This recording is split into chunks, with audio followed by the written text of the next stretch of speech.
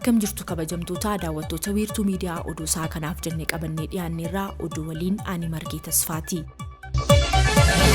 Waboon mootummaa waliin marii geggeessaa hin jiru jedhee ammallee mariif qophii ta'us ibseera. Waraanni bilisummaa Oromoo Waboon yeroo ammaa kana mootummaa Itoophiyaa waliin marii geggeessaa akka hin jirre ibse. Mootummaa Itoophiyaa fi Waboo gidduu haasaan deemaa jiru homtuu hin jiru jedhe. Ministeerri muummee Dr. Abiy Ahmed riiformii imaammata diinagdee biyyattiin torban kana hojiirra oolchuu eegaltee ilaalchisee ibsa tibbana laataniin mootummaan hidhattoota Oromiyaa fi Amaaraa keessa socho'an waliin itti fufiinsaan marii geggeessaa jiraachuu dubbatanii turan. Marii mootummaan hidhattoota faannoo fi waraana bilisummaa Oromoo Waboo waliin taasisuu irratti rakkoo kan ta'e gareewwan hidhattoota maqaa tokkoon socho'an gidduu tokkummaan jiraachuu dhabuu akka ta'es dubbataniiru. Waboon ibsa arrabaaseen marii ammatti geggeeffamaa jiru akka hin jirre ibsuun haa ta'u malee mariif qophii ta'us mirkaneesseera. Waboon yoomillee gaaffii uummata keenyaa otoo hin sharafiin haasawaa rakkoo hundee furuu danda'uuf qophiidha jedhe ibsichi. Walitti bu'iinsa waggoota 5 oliif Oromiyaa keessaa ga'ama guddaa geessisaa jiru furuuf marii mootummaa Itoophiyaa fi Waboo gidduu marsaa lammaffaan Taanzaaniyaatti geggeeffamee waliigaltee malee xumuramuun isaa ni yaadatama. Gabaasni kan Addis Standard.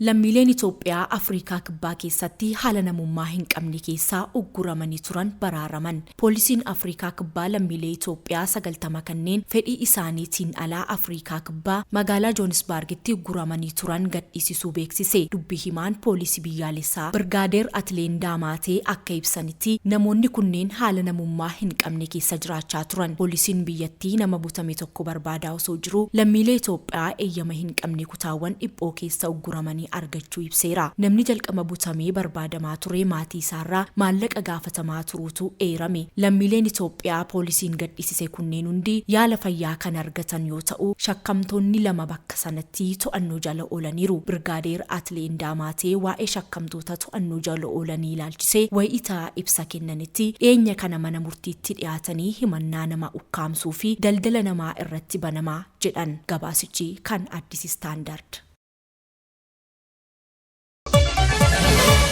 Ameerikaa dabalatee biyyoonni garaagaraa sodaa waraanni banamuu danda'a jedhuun lammiileen isaanii Libaanos akka gadhiisan ajajan. Ajjechaa walitti fufiinsaan qondaalota olaanoo Hezbollaa fi Hamaas irratti raawwatame hordofee Israa'el Hezbollaa akkasumas deeggartuu Hezbollaa kan taate Iraan gidduutti dhiphinni kan yeroo kamiyyuu caalaa hammaateera. Olaantummaan teekinooloojii fi humna waraanaa Israa'el kan Hamaasiin qorame Hezbollaanis daran qoramaa jira. Kanaafuu taanee waan mudachuu malu hubachuuf dandeettii Israa'el fi Hezbollaa hubachuu feesisa. Hezbollaa fi Israa'el bara 2006 wal waraananii turan. Waggaa 18 booda ammas wal kajeelaa jiru. Ji'oota darban keessaa karaa dhokataa ta'een wal haleelaa erga turanii booda haalli waraana guutuutti isaan galchuu uumameera. Haala kana keessatti olaantummaan humna qilleensaa fi tajaajilli tikaa Israa'el ni ka'a. Gama biraan kuufamni misaa'ilaa fi rookeetii akkasumas dirooniiwwan waraanaa Hezbollaa sodaa uumaniiru. Sodaa kanarraa kan ka'edha biyyoonni addunyaa lammiileen isaanii iddoo buufata Hezbollaa kan taate Libaanos keessaa akka ba'an ajajaa kan jiran. Hanga hammaatti US, UK, Sweden, Faransaay, Kanaadaa fi Yordaanos fa'i lammiileen isaanii hanga danda'ametti atattamaan akka ba'an jedhaniiru. Haa ta'u malee balalliin baay'ee buufata xiyyaaraa Beeruutii ka'uu haqameera yookiin adda citeera.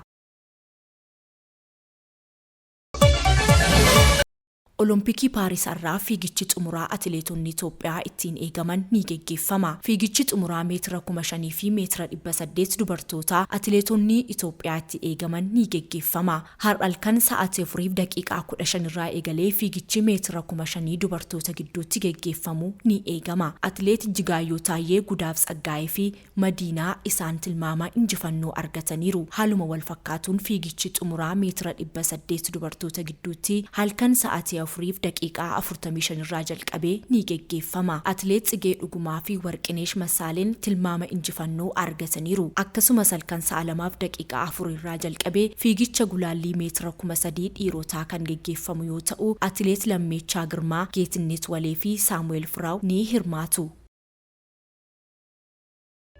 Egaan kabajamtoota daawwattoota wiirtuu miidiyaa oduun guyyaa har'aaf jennee kana gammaatti daawwattan ture nagaan nuuf tura.